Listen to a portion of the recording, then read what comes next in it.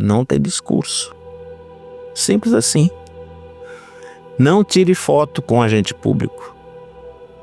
Não tire foto atrás com o símbolo da empresa, porque tudo isso pode ser usado. Porque no fundo, esse controle, essa visão, essa cultura de integridade vai regular as ações que eu vou ter com relação à sociedade, com as minhas partes relacionadas, com a materialidade daquilo que eu faço e com as questões ambientais. Vou punir, né? E pronto, quero se livrar a pessoa nem sabe exatamente por que está recebendo aquela punição.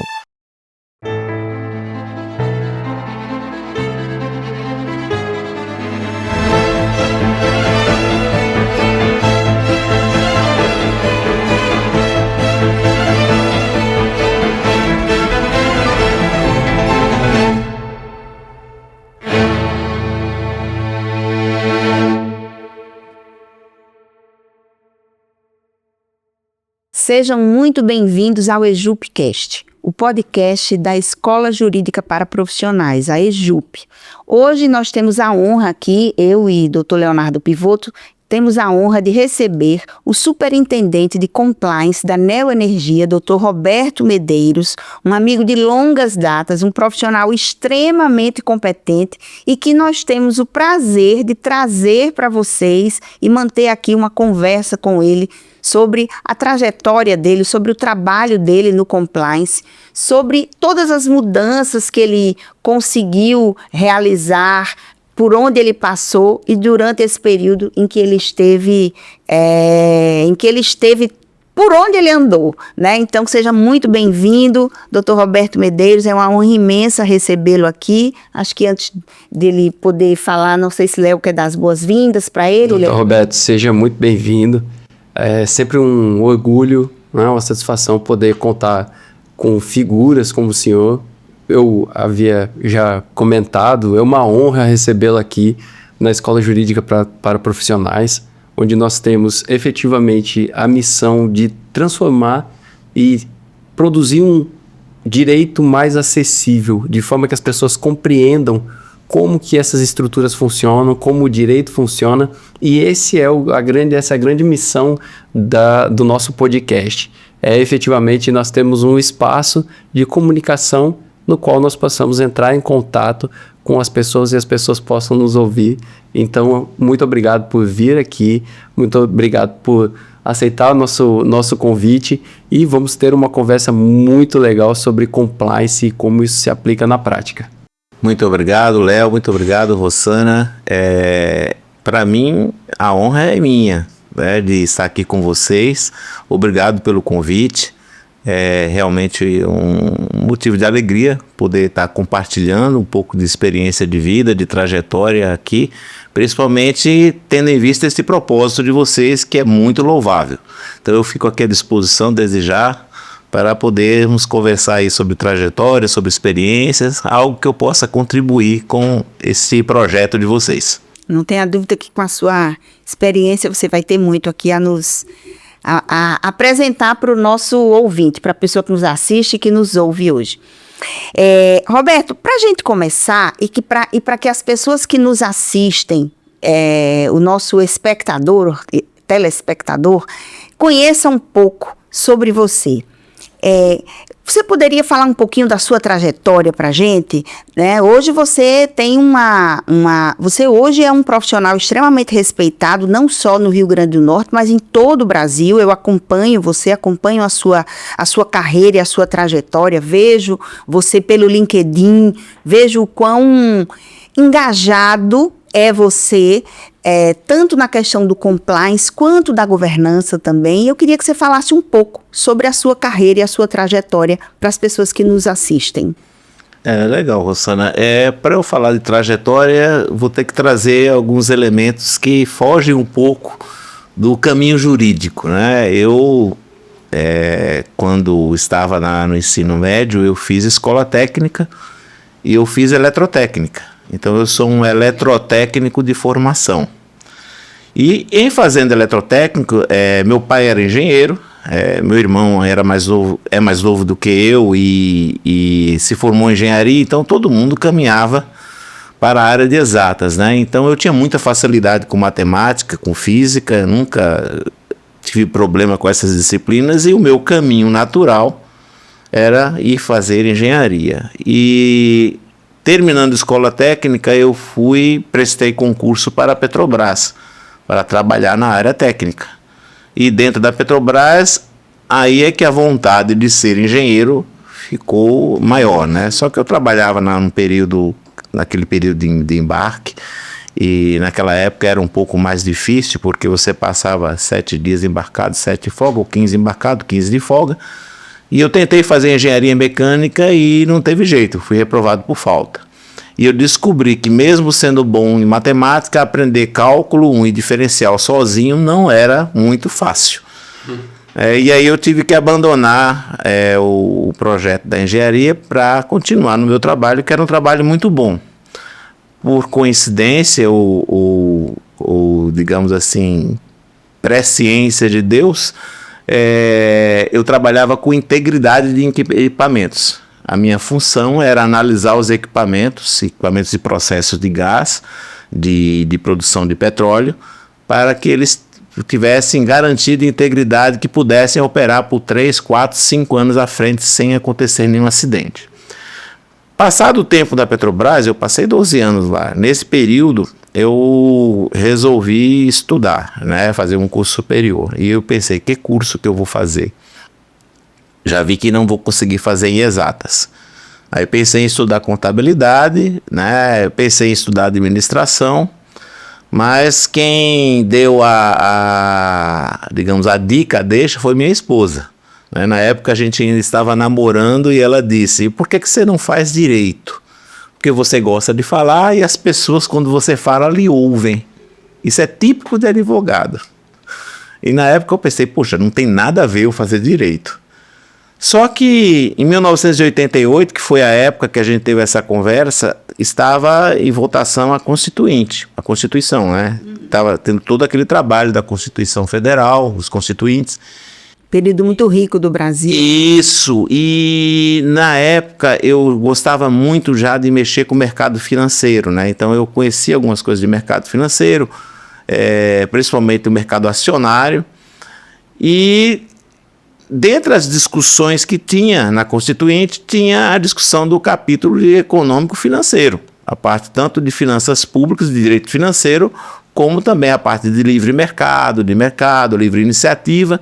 E eu disse, puxa, que legal, o direito se preocupa com isso. E eu comecei a entrar em contato com alguns artigos, com entrevistas dos constituintes e de advogados falando sobre este capítulo da parte econômico-financeira da Constituição. E eu disse, rapaz, eu vou fazer direito. E foi aí que eu tomei a decisão de fazer, né? Na época nós tínhamos aquele vestibular que era amplo, né, com todas as disciplinas. Naquilo que os outros tinham dificuldade, eu já tinha uma facilidade maior, porque era a parte de matemática e de física. Outras eu tive que estudar, mas eu acho que a concorrência não era tão grande na época e eu consegui passar. E aí fiz o curso de Direito, né? Eu consegui fazer até em 6 meses antes, porque como eu trabalhava embarcado, antigamente tinha um mecanismo que você cumprindo requisitos, você podia pagar uma outra disciplina. Eu acho que Rossana se lembra disso ainda. E o que aconteceu? Eu disse, ora, se eu corro o risco de ser reprovado por falta em 5, eu vou ser reprovado em 10. Então, se eu puder antecipar disciplinas, eu vou fazer isso. Então, no meu período de folga, eu estudava de manhã e estudava à noite. E tirava o período da tarde para estudar, né, em casa. E deu certo, eu antecipei o curso em 6 meses. Terminando o curso de Direito, eu terminei em 1993, então já estão aí, são 33 anos já, né? 33 anos. 33 anos, já é muito tempo. Eu fiz uma pós-graduação em administração de empresas, porque na época eu acreditava muito, por estar em contato com o mercado financeiro, eu acreditava muito que a administração e o direito tinham muito a contribuir um com o outro, né? E sem dúvida tem. E a prática hoje empresarial mostra isso claramente, mas naquela época isso não era muito... Não era tão claro, né? Muito tão claro, né? E foi em 1996, quando eu estava fazendo esta pós-graduação em Direito em Administração, a minha linha de estudo era administração, estratégias de administração de recursos humanos. E eu tive a curiosidade de entender por que algumas empresas tinham um melhor desempenho do que outras, né, dadas as mesmas condições, e qual era o papel das pessoas nesse processo. Até que ponto realmente aquele discurso que era, é e será sempre comum de que as pessoas são a parte mais importante da organização, né, até que ponto isso era verdade. Porque em 1994, 95, nós tivemos downsizing, que era uma teoria de administração, que era sair cortando tudo dentro da organização. Logo depois tivemos que foi sucesso no mundo inteiro, a reengenharia de processos, um autor chamado Michael Hammer, que fez sucesso, as empresas todas correram atrás para fazer reengenharia dos processos.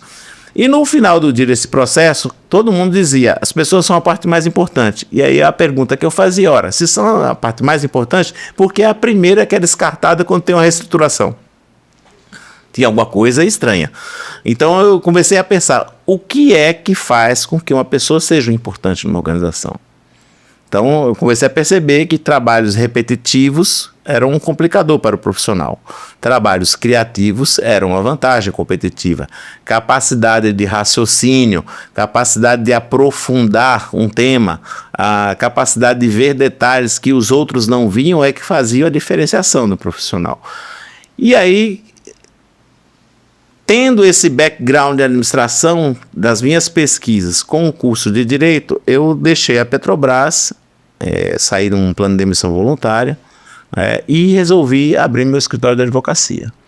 Eu queria só fazer um parêntese aí na sua fala, porque você falou para as pessoas, o que você falou é tão importante para quem está escutando a gente, a capacidade de criação, a capacidade de raciocínio. Você disse que você percebeu que já naquela época era um diferencial, e eu quero dizer a você que hoje ainda continua sendo um diferencial. E talvez agora seja ainda muito mais. Em tempos de inteligência artificial, aí sim é que as atividades repetitivas estão sendo descartadas. E fazendo um parêntese, aproveitando esse seu gancho, Rosana, para o pessoal que nos escuta, quando eu falo capacidade de criação e raciocínio, ninguém precisa ser gênio para isso. O que você precisa ter é leitura, estudo. Quanto mais você estuda e mais você lê, mais informações você tem. Viagens também são boas. Curiosidade de entender por que isso funciona assim, por que funciona assado. Conhecer a história é muito importante. Então, tudo são informações que você vai construindo ao longo da vida e que lhe ajudam depois a ser criativo, a tomar decisões melhores.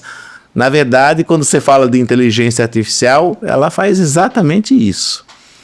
Ela tem um monte de informações que nós não conseguimos ter, e ela consegue fazer alguns cruzamentos de informação que nós não temos essa habilidade de fazer. Ou porque nós não temos esse conhecimento guardado. Mas na prática, no dia a dia, quanto mais experiência você tem de vida em um determinado assunto, o que é que você faz? Você pega uma situação, um caso concreto, você olha todo o seu repertório mental que você tem em relação em termos de informação, coleta outras informações que você não tinha, mas você vai buscar, você junta tudo isso para ter uma solução. Você aí exerce a criatividade. Agora, se você não estudou, se você não tem repertório teórico, se você não tem experiência, fica complicado você conseguir criar alguma coisa. Então esse é um detalhe que eu queria pegar da tua fala, que eu acho que é importante, principalmente para quem está começando a vida profissional e a carreira, saber que tem um esforço, tem um dever de casa que deve ser mantido. Dr. Roberto, para mim, essa sua fala é fantástica no seguinte sentido: aponta que a atuação profissional e a forma e a mentalidade pela qual a gente enxerga, a lupa pela qual a gente olha determinadas características da vida, transforma a nossa jornada.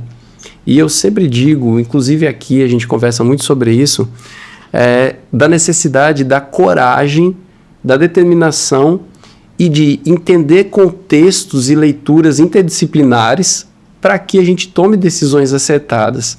E o que mais me deixou feliz agora nessa conversa, nesse começo de conversa na tua carreira, foi saber o berço educacional. Por quê? Eu sou professor do IFRN e eu fui ex-aluno do IFRN e eu sei o quanto que essa instituição transforma a vida das pessoas. Alunos nossos que agora com essa expansão que nós tivemos para o interior, conseguiram ter a oportunidade de fazer essa transição efetivamente da vida das famílias. Então, isso para mim assim, é fantástico. O senhor estudou na ETFERN. Na verdade, eu estudei na ETFEP, de Pernambuco. Na ETFEP. Eu morava em Recife nessa época. Pronto, e aí aqui nós éramos ETFERN.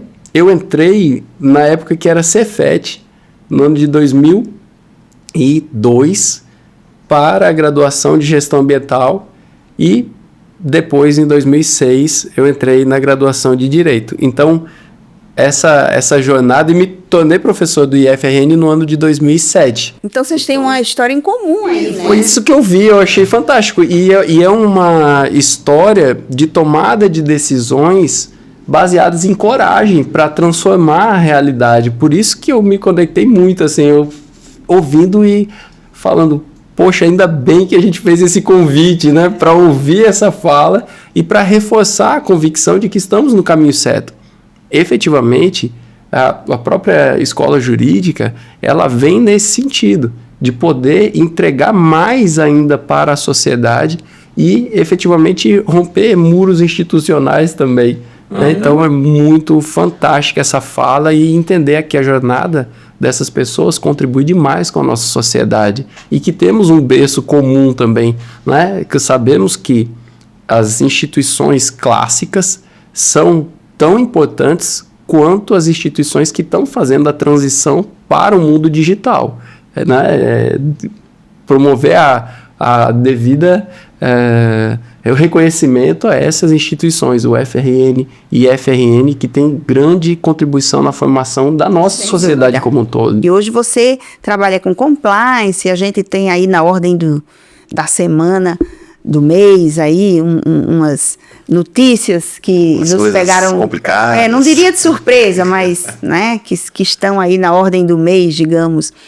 Mas aí você pode falar da coragem e retomar o assunto da sua jornada. Dentro da sequência, né? Quando ele falou de coragem, eu lembrei, para você sair de uma empresa como a Petrobras, e eu estava muito bem posicionado lá na empresa, como nível médio, já estava topado na carreira de nível médio, para enfrentar a ir para a advocacia sem conhecer ninguém e não ter nada e sem sócio, né? Eu simplesmente aluguei uma sala, coloquei um birô, organizei a sala e sou advogado. Não tinha cliente, não tinha nada. Mas gostava de estudar e pensei em que área que eu vou atuar. E aí eu olhei, caramba, eu gosto de matemática, não tenho dificuldade com número, vou para o direito tributário. E na época o direito tributário era algo que ninguém queria nem saber. Nós tínhamos como referência, né, o professor Adilson Gugel. Foi seu professor, foi meu professor também. E é um grande amigo até hoje. E aí a gente foi por essa linha. Passei um tempo em escritório. É interessante que, fazendo um breve parênteses, o primeiro livro de integridade organizacional que eu li era chamado Ética Empresarial, de uma autora chamada Laura Nash, uma americana, de 1996. Eu estava iniciando a advocacia, tinha terminado a pós-graduação e eu olhei, era ética empresarial. Eu ainda tenho esse livro lá em casa hoje, com referência. Quando eu assumi a área de compliance do Grupo da Energia, fuçando a minha estante, aí eu olhei e disse, meu Deus do céu, 1996. Quase 20 anos depois eu estou assumindo. Nos Estados Unidos esse assunto já era um assunto tratado. Nos Estados Unidos era já tratado com bastante intensidade, até por conta da legislação americana, né? A lei anticorrupção americana é de 1977. Sim. Então esse tema já era muito tratado e discutido nos Estados Unidos. Apareceu um processo seletivo na COSERN, para gerente jurídico. E eu achei interessante, eu já estava bem no meu escritório, já tinha sócio, já estava encaminhando, mas eu achei interessante a possibilidade de voltar àquele meu raciocínio lá no curso de pós-graduação de que direito e administração andam juntos. Eu disse, é uma excelente oportunidade de eu testar as minhas teses, né? Eu estando numa empresa, eu vou conseguir fazer essa ponte e discutir com conteúdo e com experiências práticas e no dia a dia essa junção dessas duas disciplinas, né? E aí fiz o processo seletivo.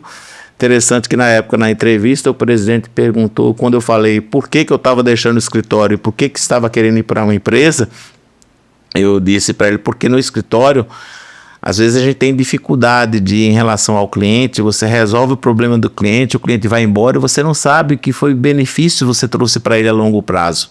Você não consegue ver o seu trabalho em termos de frutos a longo prazo. O cliente atendeu, você recebeu os honorários, o cliente saiu feliz, resolveu o seu problema, mas depois você perde contato.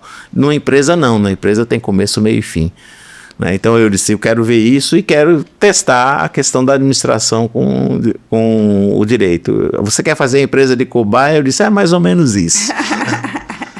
A gente conseguiu sucesso no processo e aí entramos no jurídico da empresa, passamos lá como jurídico quase 11 anos, né, atuando em todas as áreas. A área regulatória numa empresa de energia elétrica é muito forte, e tem que ser assim. A área consumerista também porque de qualquer forma as atividades da empresa, mais do que qualquer outra, sendo uma empresa de energia, ela tem que atender a muitos clientes e tem que atender bem esses clientes. E a empresa sempre se esforçou muito por isso. Apesar de ter um produto que é um produto essencial, que é um produto até perigoso, a empresa sempre zelou para atender da melhor forma possível os clientes, né? E eu achava isso legal. E sempre que possível, dentro da área jurídica, eu estava junto com o pessoal da área de atendimento, da área de administração, passando as dicas que eu conseguia, os insights que eu tinha no dia a dia dos processos, passando para a área técnica. Disse, olha, é melhor fazer assim porque está dando problema lá. E vice-versa, eu pegava os assuntos técnicos que às vezes os colegas advogados ou os juízes ou o Ministério Público não entendiam, eu disse, olha, isso aqui não funciona assim não, isso aqui funciona deste jeito, tecnicamente é assim. E foi legal, foi um período muito bom. Até que veio a época da discussão da lei anticorrupção. Um pouquinho antes, eu já gostava desse assunto de integridade, então eu fazia parte do comitê de ética da empresa, ainda antes de existir compliance na empresa.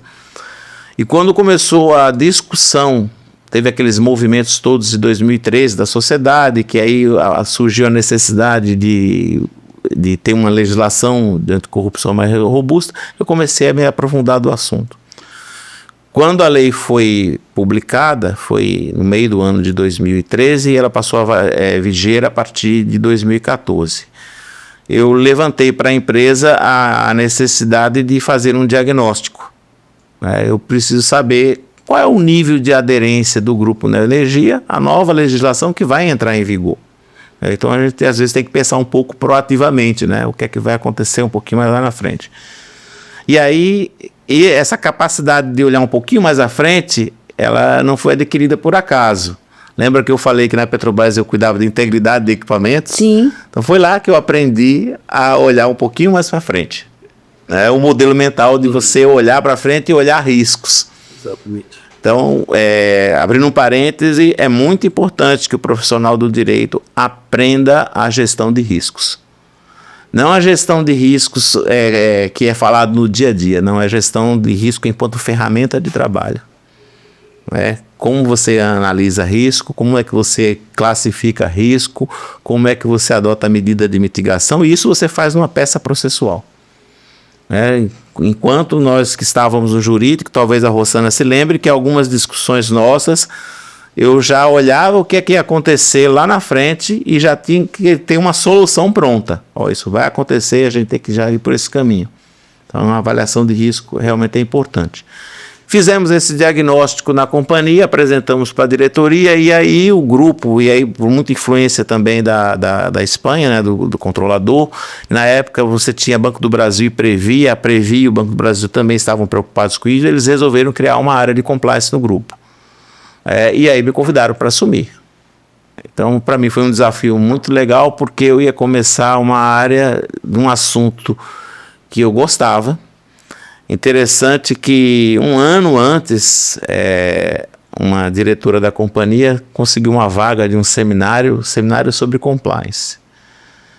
E ela, Roberto, tem um seminário, você que está trabalhando nesse negócio de mudar aqui o código de ética, você não quer ir não, que eu não estou com tempo para ir, quer ir? Aí foi quando eu tive o primeiro contato com o nome compliance, com a atividade de compliance, como uma atividade dentro da área de governança.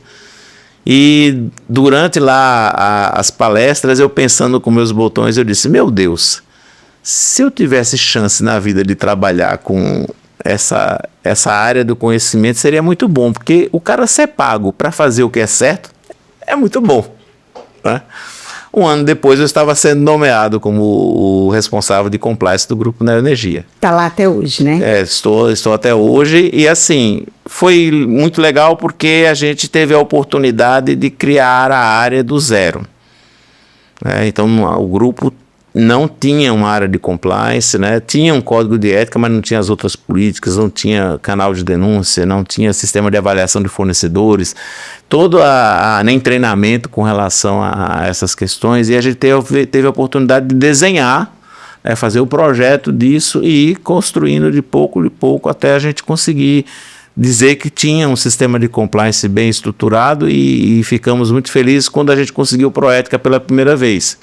Em 2014 a gente começou, já existia o selo Proética. Em 2016 me passa pela cabeça, eu falo com a minha equipe, quando eu comecei nem equipe eu tinha, né, eu fui formando ao longo dos anos, e falei para a equipe, gente, que tal a gente concorrer para o Proética, com o que a gente tem?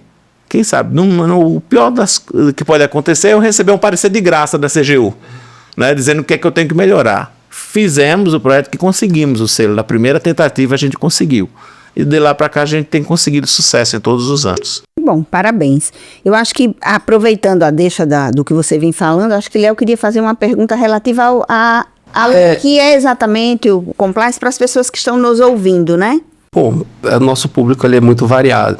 E compliance vem do verbo to comply, que é estar em conformidade, e via de regra nós trazemos isso muito fortemente para o jurídico. Só que no setor elétrico, existe uma gama de regulações, regulamentações e outras atuações para além apenas da lógica de segurança jurídica dentro dessa perspectiva do compliance.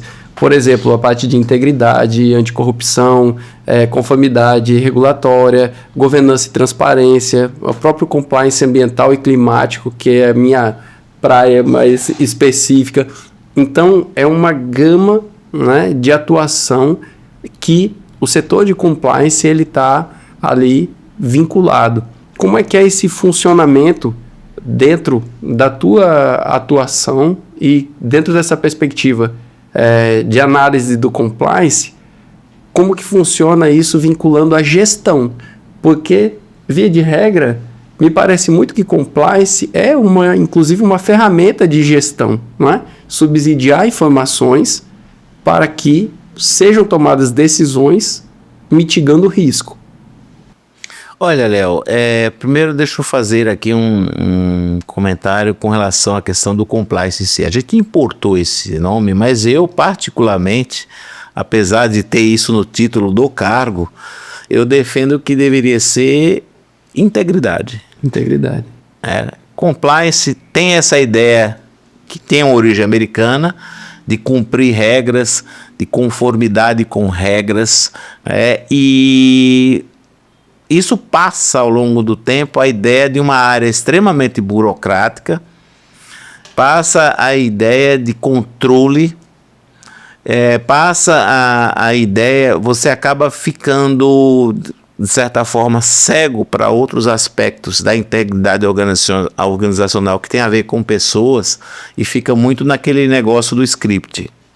e do PowerPoint e às vezes de normas e de política, checklist, né? De checklist, né? Então você vai ter áreas, tradicionalmente ficou como compliance, mas se você for olhar numa organização, ela tem várias áreas de compliance.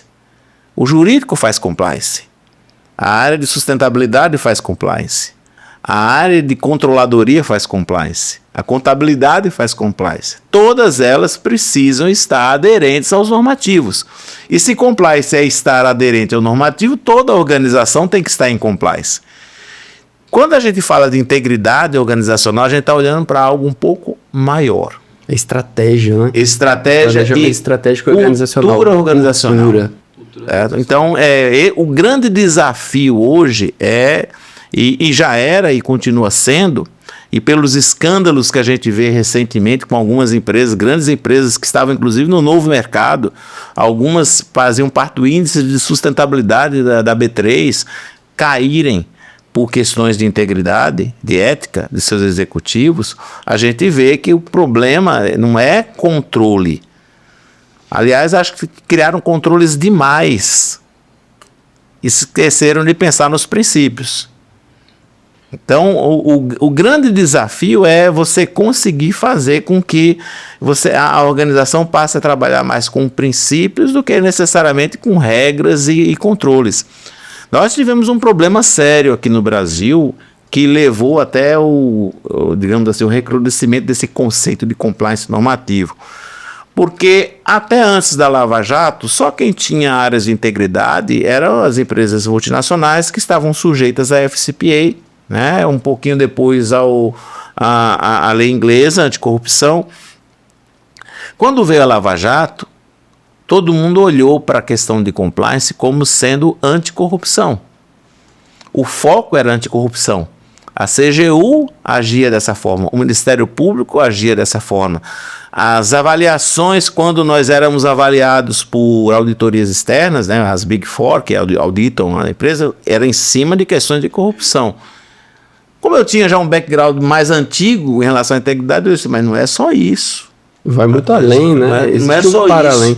Então, o que aconteceu? Você trouxe no Brasil, o compliance, ele surge num momento de pressão. E ele cresce torto, olhando somente para a questão de corrupção. E inerente à corrupção estava lavagem de dinheiro, tráfico de influência, alguma coisa, mas aí ninguém olhou outros aspectos com relação à questão ambiental, com relação à questão trabalhista, com relação à questão de assédio, com relação à questão de direitos humanos. Isso ficou de fora. Ao relacionamento no dia a dia entre os colaboradores, a confiança interna dentro da organização. As empresas passaram a implantar a ISO 37001, né?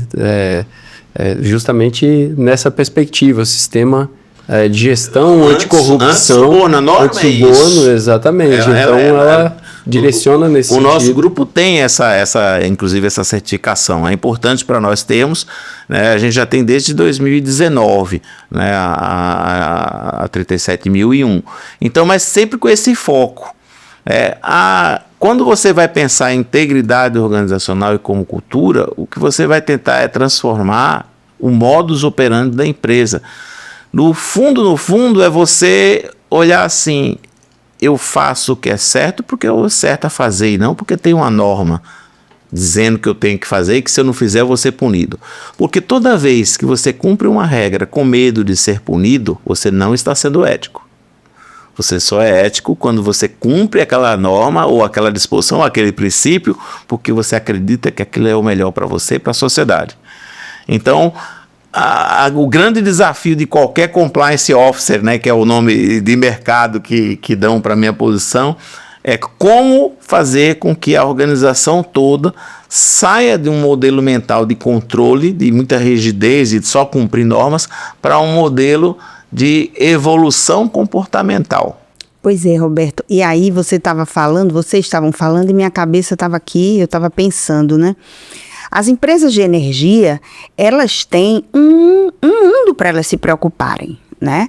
Seja pela atividade, seja pelas relações que ela cria, seja pelos objetivos e pelo que ela precisa cumprir. Nós estamos hoje num momento em que se fala muito em transição energética. e que as grandes empresas de energia têm trabalhado, ou pelo menos estima-se que elas têm trabalhado para ajudar a transição energética, para contribuir com a transição energética.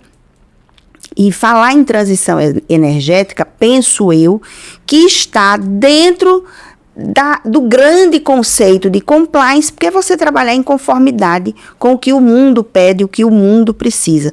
Mas aí você trazendo isso para o dia a dia da empresa, se você pensar, uma empresa de energia, ela mantém relações, por um lado, relações governamentais, por outro lado, relações privadas. E aí são inúmeras, você veja que eu falei aqui em 1 minuto, em 2 minutos, em inúmeros temas que precisariam da atenção do compliance, da pessoa que trabalha com integridade, da pessoa que trabalha com conformidade, da pessoa que trabalha com governança. E eu imagino que tudo isso precisa estar na esteira do compliance officer, que seria você. Como é que o compliance officer de uma grande empresa de energia, como que você trabalha, como é que você dá conta de analisar tudo isso, sem deixar de lado questões mencionadas por vocês aqui, que são as questões de assédio, né? Tanto assédio sexual como assédio moral, todas as questões de assédio que existem dentro da empresa, questões de igualdade. Então, eu penso que são inúmeros pontos de pauta que precisam estar na atenção do compliance officer. E aí, como é que você consegue abarcar tudo isso na sua superintendência? Na verdade, eu não abarco tudo isso na minha superintendência, né? O grupo, pelo tamanho, como você bem disse, no caso do nosso grupo, que hoje é o maior grupo brasileiro de energia, que tem a maior quantidade de clientes, a estrutura... Criou-se uma estrutura de governança em que tem áreas específicas. Eu tenho a área de auditoria externa, eu tenho uma área de controles internos, eu tenho a área de riscos, eu tenho a área de governança, né? Eu tenho a área de sustentabilidade e tem a área de compliance. Ok? A área de compliance no Grupo Neoenergia, hoje ele olha mais para os aspectos mesmo de integridade organizacional. Não o controle normativo, tem outras áreas que vão cuidar disso.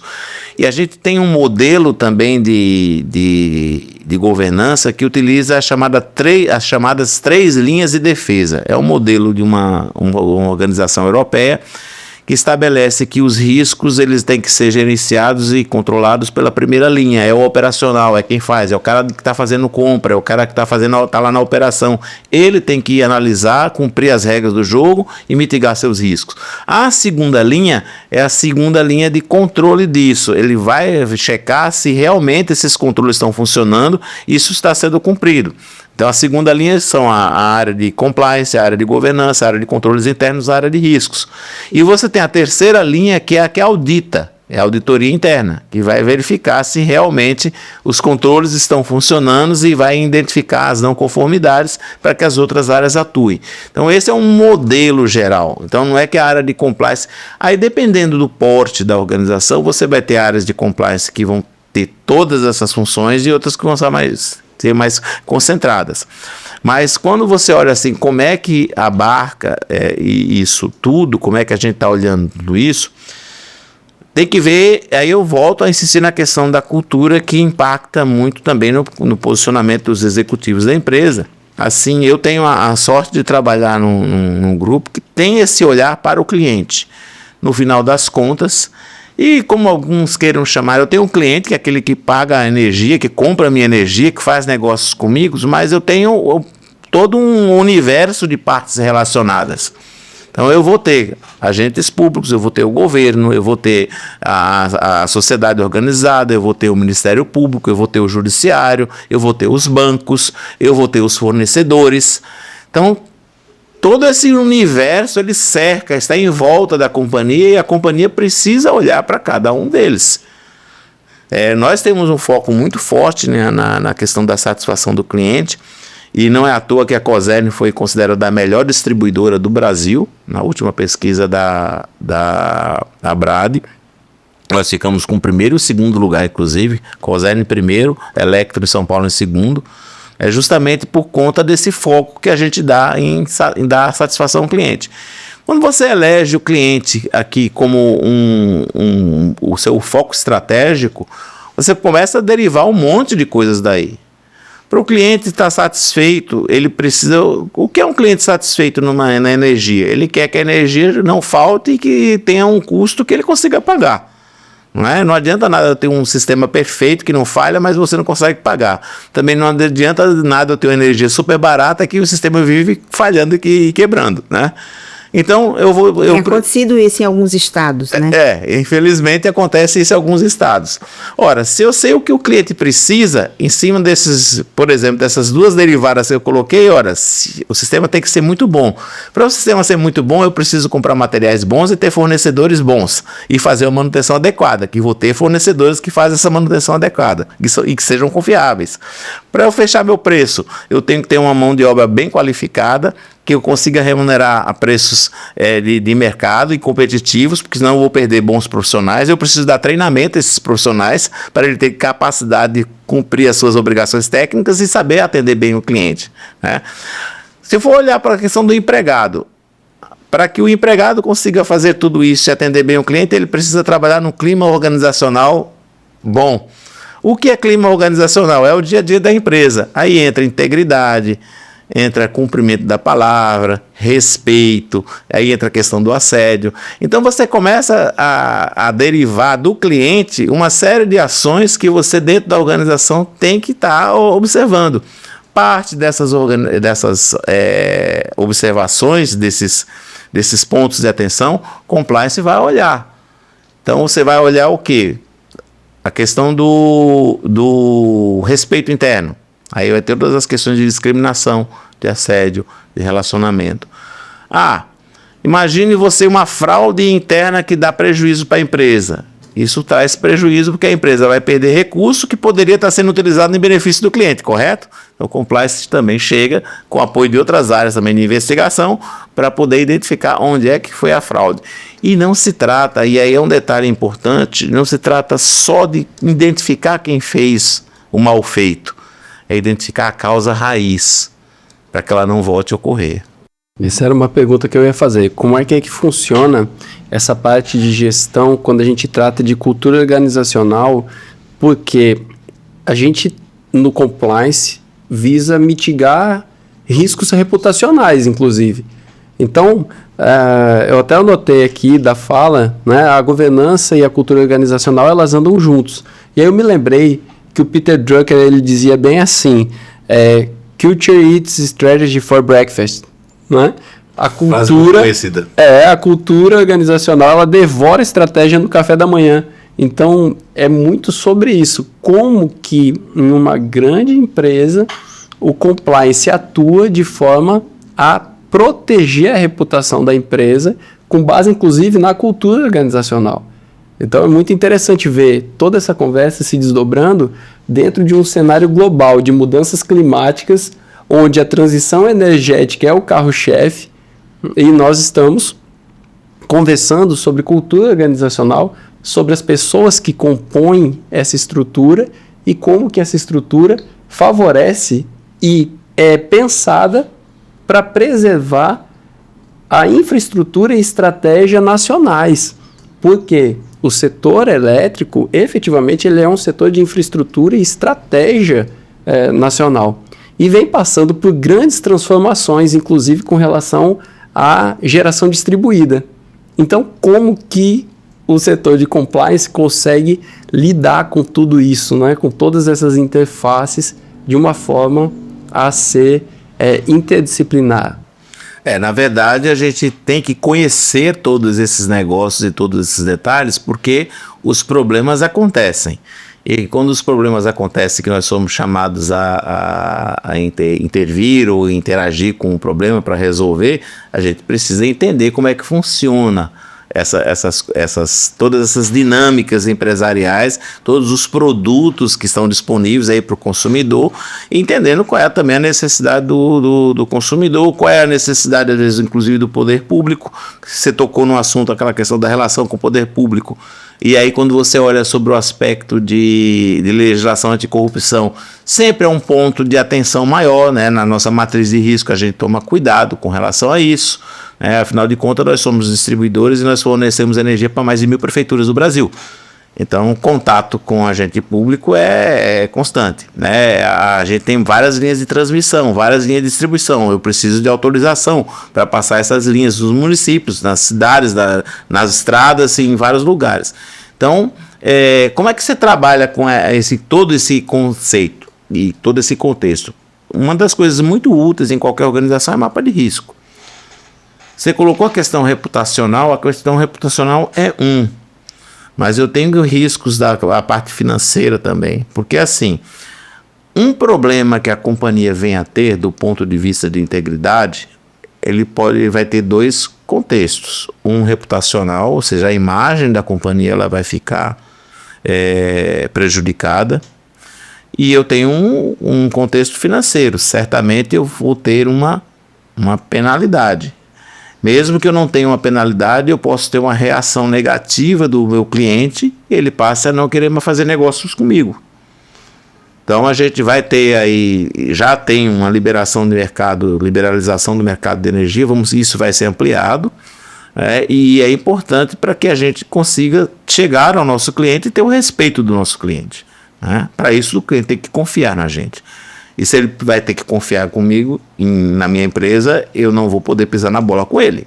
É simples assim. Então, o que a gente faz? Quando a gente olha para esses mapas de risco, né, onde é que pode ter problema A, B, C, o que é que pode acontecer aqui, você vai fazer sempre um exercíciozinho de brainstorm, saber o que é que pode dar errado nessa relação. Né? E aí você vai criar medidas de mitigação. É isso que as áreas de governança, que a gente chama da companhia, fazem. Lembrando que conceito de governança, a governança existe numa companhia para resolver um problema antigo da administração, que é a assimetria de informação. É aquilo que o acionista pensa que o executivo está fazendo e o executivo às vezes não está fazendo. Então você cria as áreas de governança que é para ajudar o controle disso, para que todo aquele propósito, toda aquela estratégia que o acionista imaginou e quer para a organização realmente seja executada e que ele não tenha surpresas desagradáveis depois. Então, a parte de compliance, junto com controles internos, principalmente, e da área de riscos também, analisa isso. Claro, você vai ter riscos reputacionais, riscos políticos, riscos de legislação, tudo isso é mapeado na companhia. O que pode vir do Congresso que pode impactar o setor elétrico? Pode acontecer isso. Se acontecer isso, eu tenho essa alternativa. Se acontecer essa outra, eu tenho outra alternativa. O que pode acontecer numa relação com uma prefeitura? Ou em termos de situação de corrupção, pode acontecer isso, pode ter isso, ter aquilo. O que eu preciso fazer para mitigar? Em cima das medidas de mitigação, veja, por exemplo, aqui vamos fazer um exemplo prático. Relação com prefeitura. Chega a época de eleição.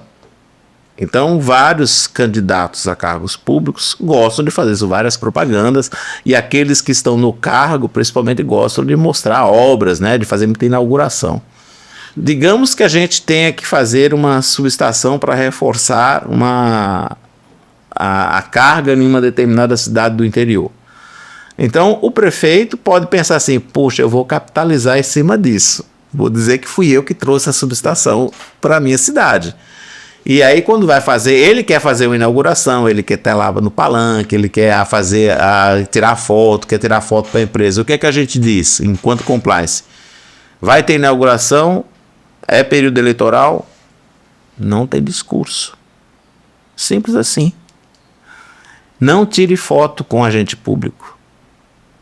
Não tire foto atrás com o símbolo da empresa, porque tudo isso pode ser usado. Uhum. Então, assim, você entra nesse nível de detalhe. São pequenos detalhes. Cuidados. Eu fui chamado para participar de uma reunião, não sei o que, de uma feira de evento. Ok, pode ir para a feira, é importante para a companhia. Mas se colocarem você para vestir uma camisa com algum nome de associação que tenha um engajamento político, seja para um lado, seja para o outro, não aceite, não vista. Então, são esse nível de detalhe que a gente tem que estar olhando para mitigar o risco. Pode ser que não aconteça nada, mas se acontecer, o problema é grande para a companhia. Roberto, eu conheço você já há muito tempo e conheço o ser humano que você é, conheço os seus valores. E quando eu soube que você estava assumindo a superintendência de compliance da Neoenergia, eu pensei, ele está indo para o lugar certo, porque eu acho que ele, conhecendo o Roberto como eu conheço, sabendo que os valores dele, que eu sei que ele tem, eu acho que o compliance é um lugar em que ele vai se adequar muito bem. Ao mesmo tempo, eu sei que você também é muito rígido, né? Então, rígido com você mesmo, rígido com seus valores. A primeira pergunta seria, como é que você conseguiu equilibrar isso numa empresa tão grande? Porque nem sempre a gente consegue ter controle sobre tudo, né? Você orienta e tal, mas nem sempre consegue ter controle sobre tudo. E a outra coisa é uma pergunta até meio filosófica. Sartre dizia que o existencialismo vem antes do determinismo, ou seja, você nasce e só depois é que você se torna o que você é, né? Significa dizer que você pode ser responsável, você pode e é responsável pelas suas escolhas. E aí, conhecendo você e sei quais são, digamos, as suas escolhas, né? Sempre pela conformidade, sempre você é um cara religioso, você é um cara de muita fé, mas também, às vezes, não adianta só ter fé, é importante que você conduza a sua vida de maneira muito correta, e eu sei que você tem esse viés, assim, de muita correção na vida. Enquanto compliance, às vezes você precisa opinar lá dentro da empresa em determinadas decisões inclusive em relação aos cometimentos de, digamos, vamos usar assim, que não estejam em conformidade. E normalmente esses cometimentos ocorrem a partir de pessoas que integram a organização. Você acha que as pessoas também são responsáveis pelas suas escolhas, assim como Sartre, que entendia pelo determinismo? E como é a sua postura diante de quem você é, que eu sei que é um cara muito rígido, como é que tem sido a sua postura ao longo desses anos todos? Olha, Rosana, eu concordo, né? Eu acho que as pessoas têm... E eu sou um cara que admiro muito estudo e gostaria de ter mais tempo para estudar mais sobre a arte da decisão. Eu já li muito sobre a parte neurológica do cérebro, como também a parte psicológica, dessa questão da tomada de decisão, e cada vez que eu leio alguma coisa eu fico mais fascinado ainda com essa capacidade que Deus nos deu de tomar decisão, de fazer escolhas às vezes contra nós mesmos. Sim. Isso é você não vai ver uma onça tomando uma escolha, tomando uma decisão contra ela, de forma nenhuma, mas o ser humano toma. É até curioso, até por conta, às vezes até negativo, vícios, por exemplo, esse tipo de coisa. Como é que funciona? Primeiro tem situações que você tem os seus princípios, os seus valores, e você já tem ainda um arsenal regulatório, e aí aparecem situações outras que você tem que tomar decisão ali. Eu gosto de dizer que eu dei muita sorte, porque no grupo que a gente trabalha, isso não acontece assim com frequência. Raramente você vai ter situações desse tipo. E você vai ter situações desse tipo por algumas pessoas que entraram no grupo e depois descobriram que não deveriam estar lá. Um dos meus trabalhos é identificar quem são essas pessoas e dar uma nova oportunidade de mercado para ela, né? Mandar para o concorrente, principalmente. Mas no geral, as pessoas erram porque não têm conhecimento, né? A maior parte dos nossos processos que a gente analisa, as pessoas fazem alguma coisa que não está em conformidade porque não tinham conhecimento, acharam que era de um jeito e não era. Outras pessoas vêm para nós e nos perguntar se eu posso fazer determinada coisa. A gente vê claramente que ele não sabe, ele está querendo uma orientação. E nós ficamos muito felizes quando a nossa área é muito demandada, justamente para as pessoas perguntando porque não querem errar. A missão que eu considero importante para uma área de integridade, na verdade eu divido em duas, primeiro, consertar seus processos. Qual é a função de compliance na empresa, Roberto? Consertar os processos. Porque como eu estou vendo tudo, eu tenho acesso a todas as informações, a vários processos, eu consigo identificar, às vezes numa investigação, um gap no processo, que ninguém estava percebendo, porque sempre foi assim, porque não tinha dado problema, aí deu um problema agora. Qual é a causa raiz disso aqui? Conserte os processos. E a outra parte que eu chamo é salve vidas. Porque é muito triste você ter que, às vezes, desligar um profissional que está com vários anos de empresa, que tem família, porque ele pisou na bola. E você fica pensando assim, cara, se eu tivesse chegado 3 meses antes e tivesse batido no ombro dele e ter dito para ele, cara, não vai por aí não que vai dar ruim para você, eu tinha salvo essa vida. Então, essa é a visão que eu preciso ter geral. Dentro dessa visão, quando você vai olhar assim, poxa, como é que você consegue regular esse trade-off de rigidez principiológica com o que acontece no dia a dia? Tem uma ferramenta chamada empatia. Você precisa entender a situação do outro. Você precisa entender qual é o papel dele da organização. Você tem que entender o nível de boa-fé que ele teve. Ele errou, tudo bem, ok. Mas esse erro, qual foi o impacto desse erro? Qual foi o impacto dessa conduta? Ele exercia um cargo de liderança, não exercia cargo de liderança? Tinha o dever de influenciar outros, não tinha o dever de influenciar? O que ele fez é possível recuperar? Eu posso trazer ele como um aliado agora? De repente ele fez algo e diz, puxa vida, eu não queria fazer isso, eu errei. Ok, vem cá, você concorda em ter um compromisso com a gente de que a partir de agora você vai ser um defensor da integridade da organização? Trouxe o cara para cultura, né? Construiu uma cultura organizacional de pertencimento e colaboração. Exatamente, né? E para que as pessoas fiquem sabendo que, ok, eu não quero errar. Porque tem uma coisa que aí é um pouco também de filosofia. Existe duas coisas interessantes, duas formas de analisar, por exemplo, alguém fez uma conduta inadequada. E aí você chega com a ideia de somente punir. Vou punir, né? E pronto, quero se livrar do... A pessoa nem sabe exatamente por que está recebendo aquela punição. A punição, ela gera vergonha. As pessoas ficam com vergonha. A vergonha não é um sentimento muito bom, né? Principalmente entre os pares, os colegas de trabalho. Agora, se você consegue mostrar para aquela pessoa, você nem vai punir, mas você consegue mostrar que ela fez errado e você traz ela para trabalhar com o seu lado, ela vai sentir um outro sentimento, que é o sentimento de culpa. O sentimento de culpa é diferente do sentimento de vergonha. O que a gente pensa como um ideal para a organização é que as pessoas se sintam culpadas quando elas fizerem o que fez de errado ou de uma conduta não adequada, mas não que elas fiquem envergonhadas perante a administração, perante os colegas. Então, essa regulagem vai ocorrer no dia a dia, Rossana. A gente não pode ter uma rigidez porque a gente está falando de pessoas. Sim. A gente tem que entender quais foram as motivações. São vários aspectos que a gente vai olhar. Qual é a motivação? Por que fez isso? Tinha conhecimento? Não tinha conhecimento? Foi mandado por alguém? Não foi mandado por alguém? Exerce cargo de liderança? Não exerce? Fez os treinamentos de integridade? A gente faz muito treinamento exatamente para poder modelar essa cultura. O treinamento, ele não só previne, como também serve para aquecer determinadas punições se vierem. Exato, né? Você foi treinado, você tinha conhecimento, você deu ok pra minorar, né? Então você já sabe. Então as pessoas já ficam, digamos assim, alertadas, né? E ficam preocupadas com isso.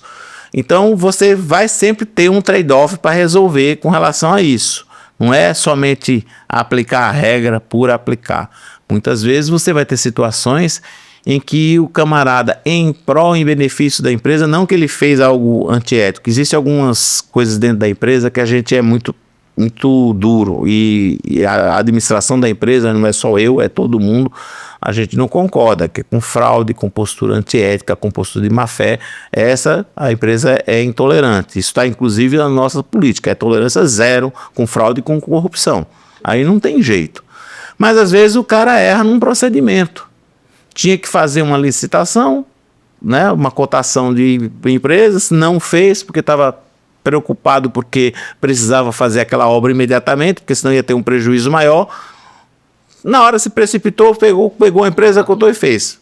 Ok, A gente vai analisar. Teve má fé? Não, não teve. Ele teve algum benefício? Não. Ele beneficiou alguém ligado a ele? Uma situação de conflito de interesse? Não. Razoabilidade, né? Razoabilidade. Eu quero até concluir um raciocínio, a gente já está no finalzinho, antes que você... Eu queria até dizer para as pessoas que nos assistem, né? Tem muita gente da área jurídica que nos assiste, Roberto, que hoje o compliance, quando a gente fala em inovação, as pessoas pensam que inovação hoje é só falar em tecnologia, mas não é. Hoje existem inúmeras outras certificações, além da 37.000. O mercado hoje tem outras certificações, os escritórios de advocacia e departamentos jurídicos, inclusive, têm se submetido a certificações outras, como, por exemplo, há um instituto que chama-se AB2L. E a AB2L ela é uma certificadora também, e ela iniciou a certificação muito voltada para tecnologia, para sistemas de controle, de processos e tal. E hoje a AB2L inclui no seu sistema de inovação, na sua certificação, governança dentro dos escritórios de advocacia, compliance dentro dos escritórios de advocacia. Então, são temas, eu acho, que para quem nos assiste, para quem tem um escritório de advocacia e deseja prestar serviço para empresas, é muito importante que entenda sobre integridade, né, sobre conformidade, governança e compliance, que são temas... É a mesma coisa, cuidando ali de microsistemas diferentes, eu diria, né? Não, perfeito, Rossana. Eu acho que esse é um tema que tinha que estar mais à pauta dos escritórios. Se os escritórios querem realmente prestar serviço para grandes empresas, esse é um caminho sem volta. A parte de governança, ela já até foi vantagem competitiva, mas está se tornando uma questão de obrigação. Aí eu queria colocar aqui, porque a gente já está indo para o final do nosso tempo, mas nós falamos sobre causa raiz. Causa raiz, mapa de risco, estão envolvidos nesse processo da governança.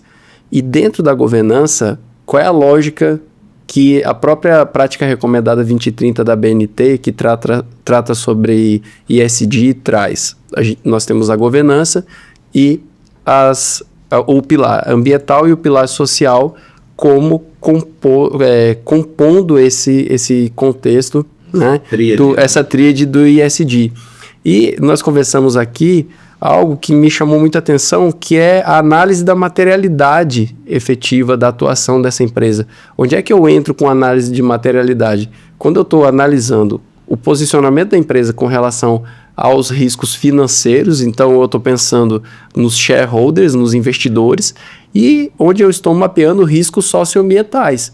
Dentro desse mapeamento dos riscos socioambientais, onde eu tenho oportunidade de atuação, então eu estou trabalhando com quem? Com a cadeia de valor, são aqueles que são os stakeholders, as partes interessadas no meu processo efetivamente. Então é muito interessante, eu fiquei muito feliz em ter o senhor aqui hoje falando sobre governança dentro dessa perspectiva, né, do nível operacional, tático e estratégico, para que isso efetivamente se transforme em gestão organizacional e, principalmente, que a gente conseguiu demonstrar aqui com a nossa conversa que a gestão e a administração e o jurídico caminham juntos, lado a lado, na manutenção da conformidade dos negócios, nessa perspectiva. E aí, Léo, você quando olha e fala sobre sustentabilidade, esse nome sustentabilidade não é uma palavra que para ficar na moda. Ela tem muito em conteúdo. Sustentabilidade quer dizer perenidade ao longo do tempo. Exatamente. A capacidade que algo tem de se sustentar, de se manter ao longo do tempo. Não é bom para a sociedade de qualquer país. Não é bom para os empregados. Não é bom para os escritórios de advocacia, né, consultorias, que as empresas não sejam sustentáveis, ou seja, não sejam perenes. Muito menos é bom para a economia. Imagine, né, o caso das lojas americanas. Quem ganha com uma quebra de uma empresa daquele tamanho? Imagine o caso do Banco Master. O caso do Banco Master, o caso da Ambipar, outras empresas e tantos outros casos. Eu tenho uma relação de mais de 120 casos de fraudes e de problemas empresariais no mundo, e todas as 120, eu tive o cuidado de analisar a causa raiz, todas estão envolvidas na questão de governança e de ética. É incrível. E independe do nível de controle. Então a ideia não é você sair criando controle, porque a mente humana é capaz de burlar sempre esses controles. Por isso que eu insisti naquela questão da cultura. Do convencimento. Porque é o seguinte, se eu não conseguir trazer a integridade para o seu coração, se eu só levo essa integridade só para a sua cabeça e cumprir o que está escrito, o script, né? Esqueceu ali e passou. Mas se eu consigo levar esse tema para o seu coração, para o seu modo de ser, o seu modelo mental, isso fica. Você vai se lembrar até fora da empresa, em sua casa, e quando estiver na empresa também, nas suas relações com as pessoas.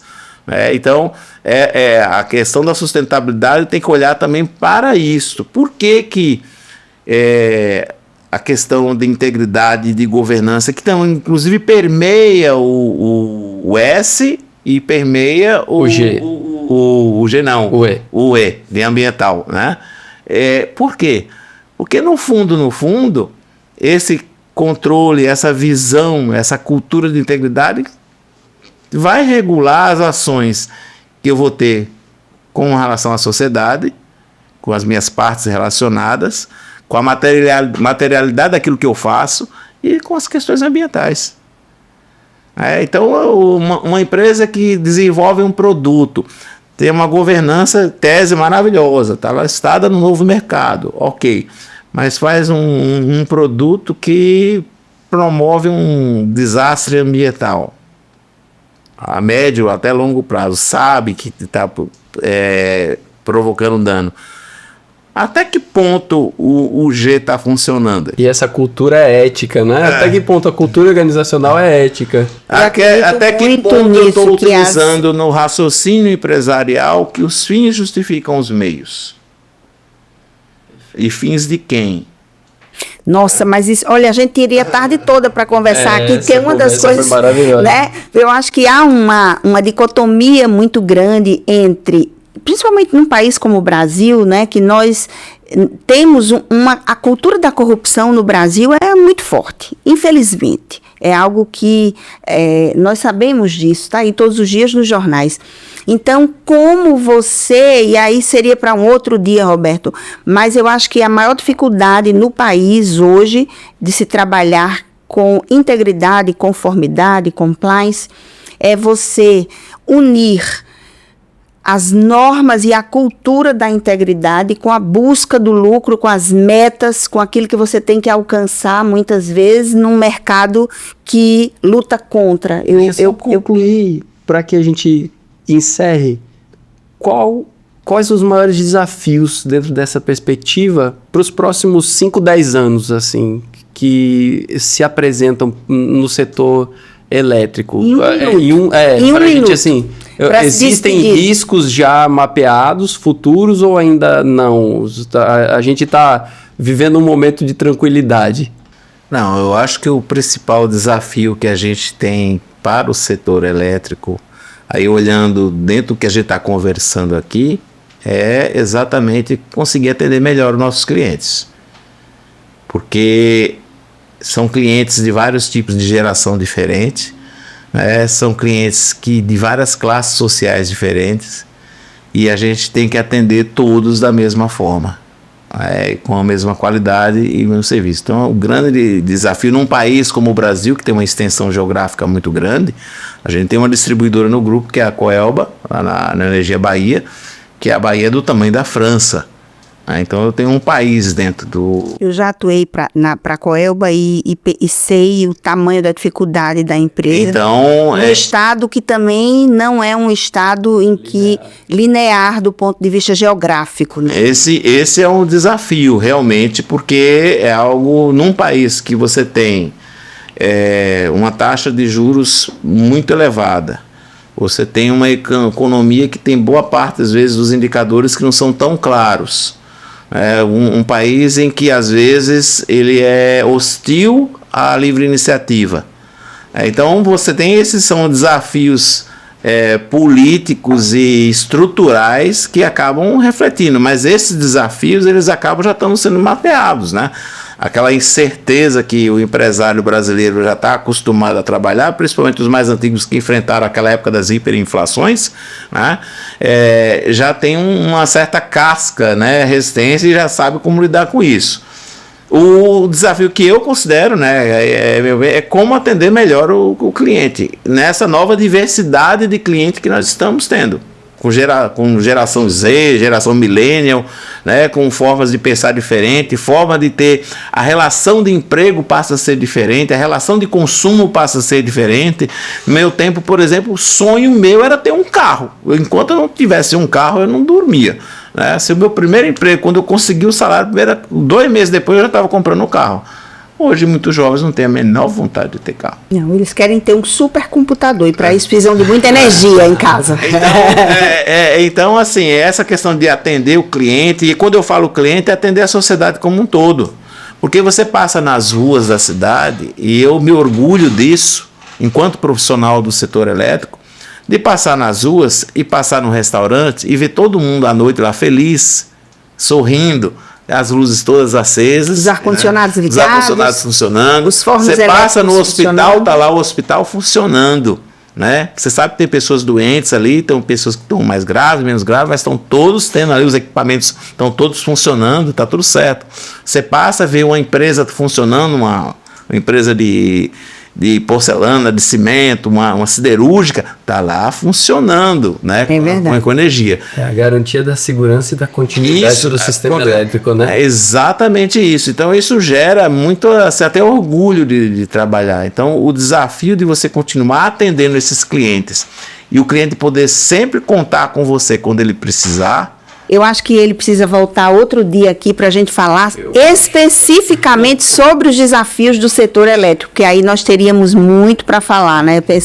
Se nós pensarmos que o setor elétrico é imenso, né? E a Neoenergia atua em todos os setores, tanto na distribuição, quanto na geração, né? Quanto na transmissão, então teríamos muito para conversar. Mas aí eu quero agradecer, Roberto, a você, em nome da Escola Jurídica para Profissionais, da EJUP, dizer que foi uma honra imensa conversar com você, né? O seu potencial, o seu repertório, o seu conhecimento, muito gratificante a nossa conversa. Quero agradecer a você que ficou conosco até agora, nos assistindo, agradecer ao meu parceiro aqui, Leonardo Pivoto, obrigada. Obrigado. E aí um tchauzinho de 15 segundos para cada um. Eu que agradeço, foi uma honra recebê-lo aqui e eu transfiro a palavra para o senhor também para se despedir. Olha, eu estou muito feliz de estar aqui com vocês. Obrigado mais uma vez pela oportunidade. Eu acho que a gente teve a oportunidade de falar de alguns temas aqui. Talvez eu não seja um especialista de setor elétrico, minha área é jurídica, é essa área de integridade, mas eu tenho o maior prazer de conversar sobre esses temas. Eles são muito importantes não só para as carreiras, mas eu acho que eles são importantes para o país.